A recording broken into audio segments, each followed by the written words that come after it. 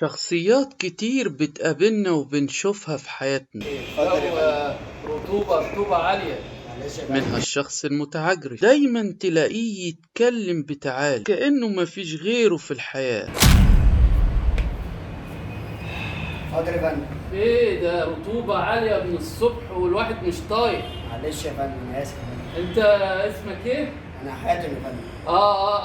حاتم. قالوا لي حاتم في الكنيسة دي. ايوه. اشرب ايه يا فندم؟ لا بقى خليك روش شوية كده معايا، شوية مية. حاضر يا فندم. يلا بسرعة بس. ايه ده؟ مية ساقعة تلج.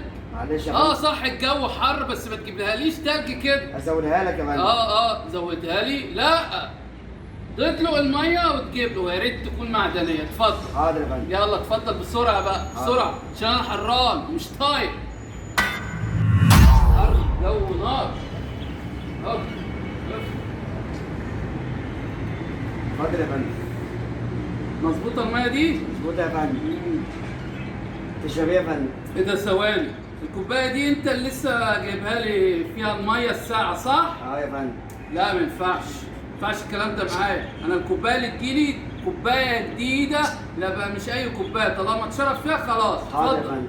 اعمل لي قهوه. حاضر يا فندم. حاضر هنا يا فندم. لا تالي هنا. حاضر يا فندم. حاضر يا فندم.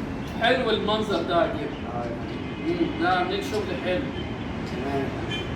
معلش ده استأذنك يعني، معلش ترميلي ده. حاضر يا فندم. ماشي يلا. انت عايش يا فندم. لازم يكون في تباعد كده حلو، عجبني انا التباعد ده. تمام. انا ادوق قهوتك دي واشوفها. تمام يا فندم. لا مش عاجباني. اغيرها لك يا فندم. ايوه بسرعه بقى. حاضر يا فندم. اعملها لي سكر زياده. حاضر يا فندم. عجبني الوضع هنا خالص. لا مش عاجبني. هو فين اللي هنا راح؟ انا اسف يا فندم، كنت مظبط لك كوبايه القهوه. بص انا ما بحبش التاخير. انا اسف يا فندم. مواعيد تكون مظبوطه. حاضر يا فندم. قهوه تروح تجيب لي القهوه ما اقول لك على طول. انا اسف يا فندم. لا كده هتضايق وما تلاقينيش جيت الكنيسه هنا تاني. لا يا فندم. حاضر يا فندم.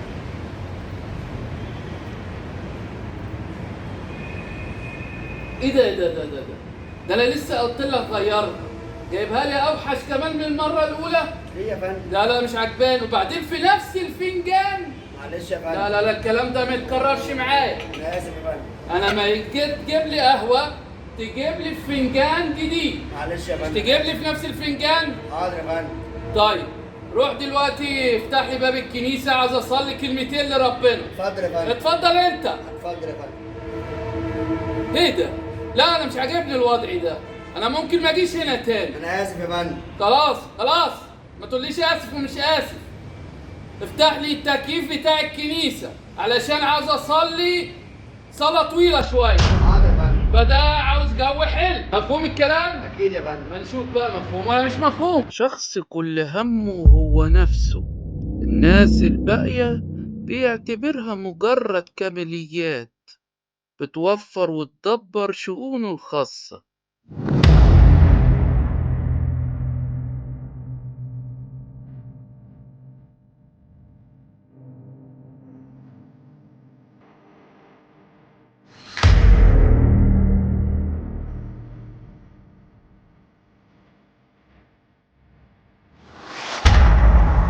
حتى في علاقته مع ربنا تلاقيه صلاته مجرد شغلانة لازم يأديها ويخلصها.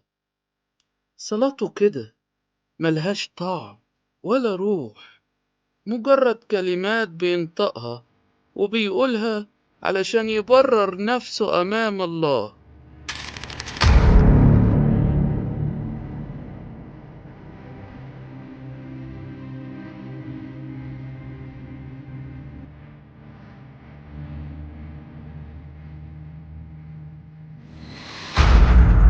حتى في عطائه يحسسك دايما انت اللي محتاج له علشان يرضي غروره. وفي النهاية المتعجرف شخص مكروه من الله ومن الناس حتى لو أعطاهم كنوز الأرض. خد. حاضر يا فندم. نعم. تعال قرب. خد يا فندم. شكرا يا فندم.